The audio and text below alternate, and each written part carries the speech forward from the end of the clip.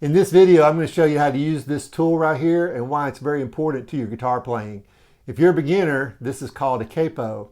And what it does, it takes this open position and moves it up the neck so you can change keys really easily.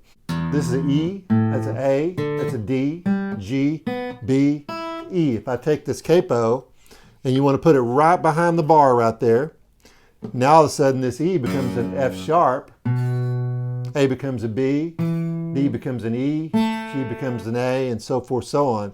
So why this is really cool, I'm going to play a song that's just got a G major chord, D major, E minor, C major, back to G.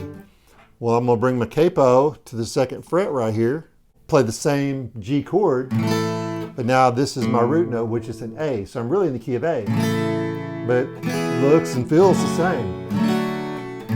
Makes it really easy to change from the key of G to A. Now we can use this concept with the key of C. Here's our C major.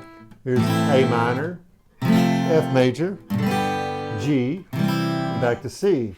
Well, we're going to come up to this second fret once again. And now all of a sudden our root note is right here, which is a D. So looks and feels the same, but now we just went from the key of C to the key of D. Now, the reason I love the capo and what I use it mostly for is for playing songs in sharp or flat keys. A great example of that would be in the key of B flat. There's my root note right there if I'm playing a G, and this is a B flat note. So here's my same chords, looks the same, feels the same, but now I just played a song in the key of B flat.